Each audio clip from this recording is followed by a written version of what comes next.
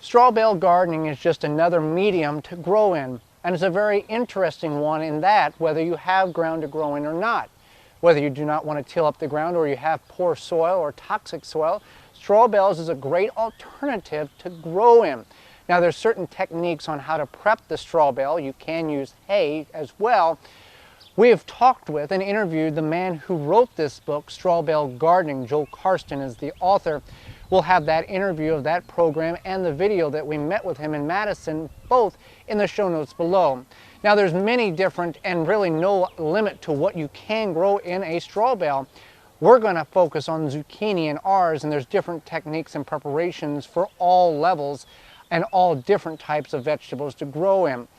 So there's a preparation that we're going to condition this bale in. Now, we're going to put in the show notes below the conditioning that we are following to get this bale prepped.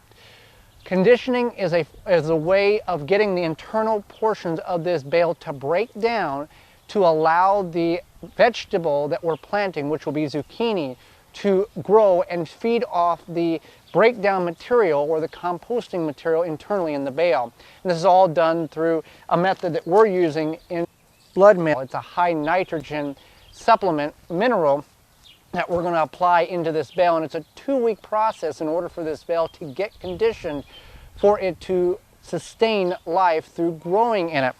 So the first thing we got to do is we're going to take 3 cups of blood meal and gently, or the best we can, distribute it across the top evenly, or the best we can, and then we're going to water it in.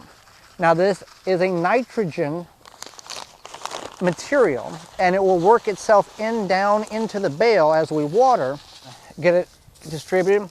Now the water you want to use is preferably unchlorinated water and not ice cold water. You want regular ambient temperature air water. We're using water from our rain barrel system, and we're just going to gently water it into the bale until we see water come out the bottom. We're going to put about 7 gallons into this bale and try to work all of that blood meal into the bale the best we can. And if we need more water, we'll go ahead and get more for that. So this is the first step in several in conditioning the straw bale. You can find straw bales at your local garden center this time of year or any time of year.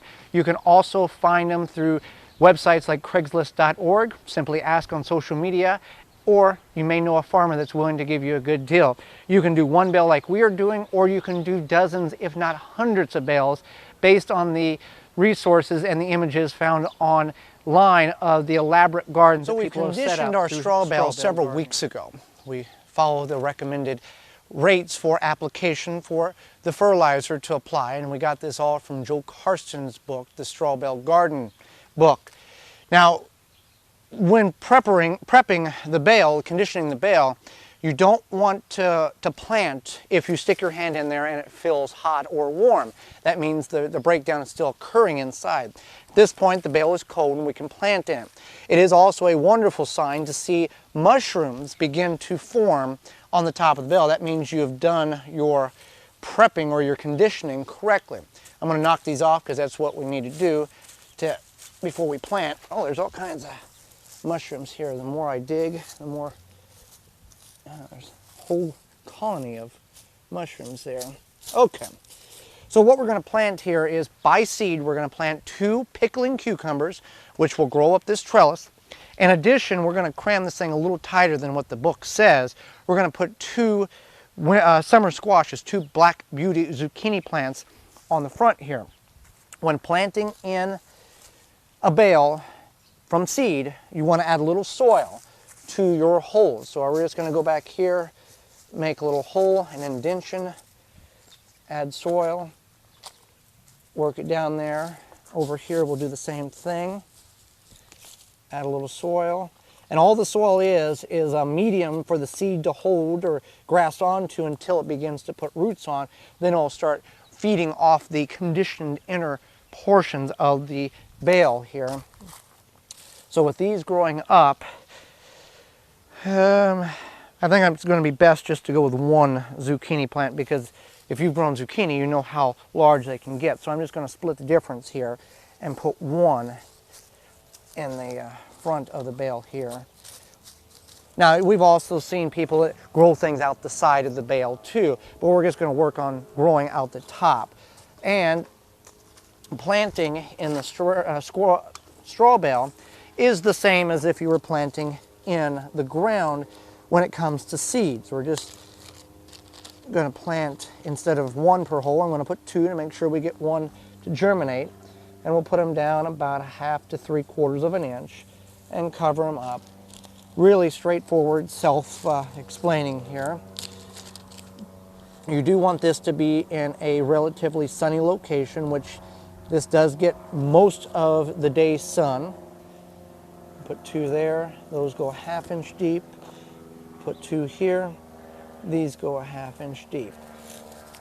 Now we won't water them in because that compost is extremely moist, and we should see results and these things begin to grow here in the next 7 to 14 days. So that's the beginning stages of getting our straw bale planted with the success of harvesting items out of it. You can grow in a straw bale just like you would in a traditional ground garden, raised bed garden, or container garden. The book was courtesy of Joel Karsten, who we met in Madison and talked with. The book goes through the ways to properly cure and condition the straw bale. This is just regular straw.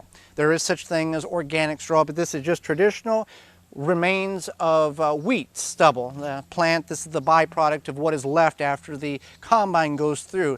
There's oat straw, sugarcane straw, wheat straw, and a variety of other different straws that can be used in this application. We have 2 zucchini plants in this straw bale, and we have 2 cucumber plants. What we have found here is really 1 zucchini plant was probably adequate for this, and the zucchini, or the cucumbers, we had 1 die out here. We've got 2 that came up here. Not really a big deal because they're going to crawl up this trellis. We have harvested a couple of zucchini off of our zucchini plants, and we've got more coming on. One thing, that whenever it was very warm here for about 1.5 weeks in the 80-degree range and we had no precipitation, these plants became very dry. The bale became dry and we had to water it, and then the zucchini came back. But for most times, for most growing periods, this bale acts as a sponge and holds the moisture in as you water, as it rains.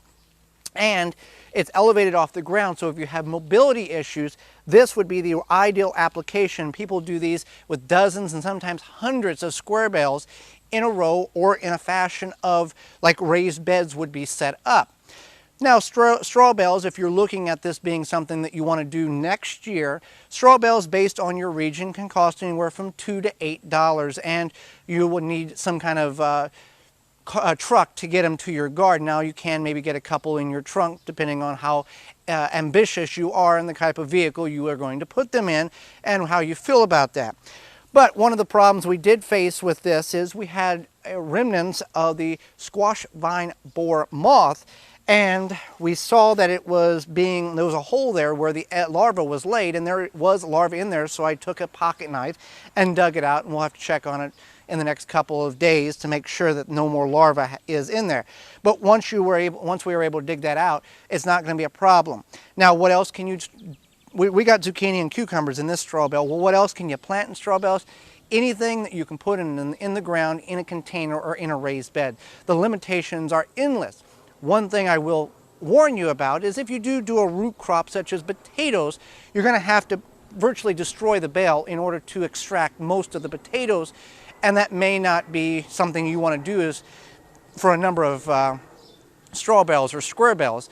Now, with this application here, we'll be able to leave this bale where it is, come back next year, condition it again if need be, and plant in it something else: peppers, cucumbers, tomatoes, whatever the case is.